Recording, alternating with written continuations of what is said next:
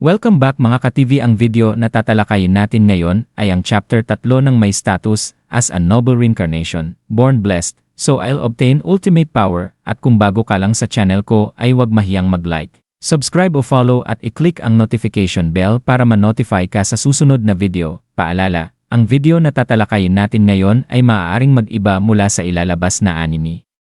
Hindi ko inaangkin ang mga drawing o anumang materyales na ipapakita. Ang layunin ko ay magpakita ng suporta at magbigay ng impormasyon tungkol dito. Ang lahat ng kredito ay nananatili sa mga orihinal na may-ari. Maraming salamat. Matapos ang nakakapagod na pagsasanay, naligo si Nawa habang ang kanyang mga tagasilbi ay naglilinis ng putik sa kanyang katawan. Sinabi niyang ayos lang siya, ngunit paglabas niya ng paliguan at tinanggap ang tuwalya, dumating ang isang lingkod upang ipaalam na may bisita siya. Nang makita ni Nawa ang pangalang Viceroy of Hojoy, Dead Marley, agad niyang nakilala ito bilang ang self-made na lalaking hinirang upang pamahalaan ang rehiyon. Malalim na lumuhod si Marley bilang paggalang at inalala ang kanilang unang pagkikita 1 taon at kalahati na ang nakalipas noong ipinagkaloob sa kanya ang posisyon.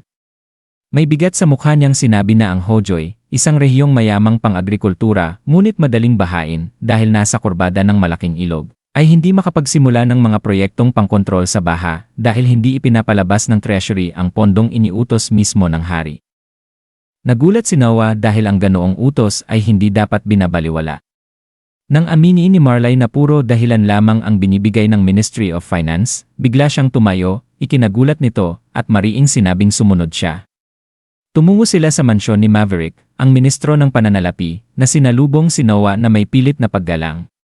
Nang harapin tungkol sa hindi ibinibigay na budget, unang itinanggi ni Maverick ang pagkakamali, pagkatapos ay tinangkang insultuhin si Nawa bilang bata, ngunit mabilis siyang pinatahimik.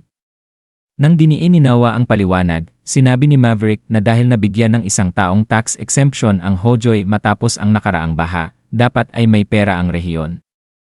Galit na sinupalpal ni Nawa ang paliwanag, sinabing ang exemption ay ibinigay dahil wala nang ang natirang kayamanan ang Hojoy, at inakusahan ang ministro na iniinsulto ang hari sa pagsasabing papayag itong pabayaan ang rehiyong nangangailangan. Sa wakas, napilitan si Maverick ibunyag ang totoo, naubos ang pondo ng treasury dahil ginagastos ito sa pagpapatayo ng napakaluhong summer villa ng hari sa Hilaga, higit pa sa isang villa at halos parang maliit na bayan. Tinawag siya ni Nawa na hangal at sinabing ginagawa niyang mukhang mangmang ang hari. Nagpanik si Maverick, napaluhod sa paghingi ng tawad, at agad nag-utos na ilabas ang budget ng Hojoy na inuuna ito kaysa lahat. Nabigla at humanga si Marley sa kakayahan ni Nawa na pasukuin ang ministro nang hindi man lang nagpapakita ng dahas. At buong puso siyang nagpasalamat, nahihiyang minsan niyang inisip na gagamitin ang katayuan ng prinsipe para lamang maresolba ang issue. Paglabas nila, nagpahayag si Marley ng malalim na pasasalamat bago magmadaling bumalik sa Hojoy upang simulan ang mga proyektong pang-iwas sa baha. Doon ay lumapit ang isang bantay kay Nawa upang sabihing ipinapatawag siya ng hari. Agad siyang nagtungo sa hardin ng palasyo kung saan nagpapakain ng mga ibon ang kanyang ama. Pinuri ng hari si Nawa at binati siya dahil sa mahusay nitong pagharap kay Maverick, sabay paalala na ang impormasyon ay isang sandata na dapat niyang patuloy na hasain.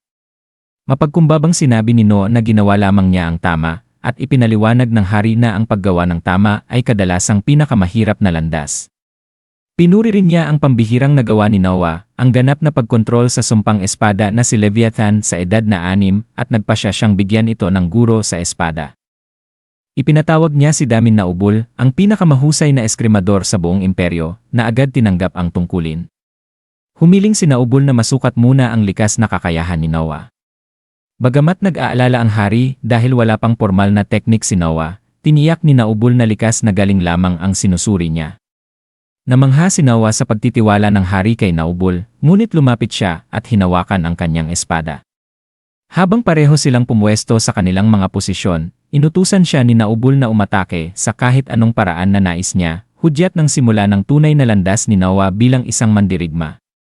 At dito nagtatapos ang chapter 3 ng Noble Reincarnation. Gusto niyo ba ng chapter 4? Mag-comment na sa baba at maraming salamat.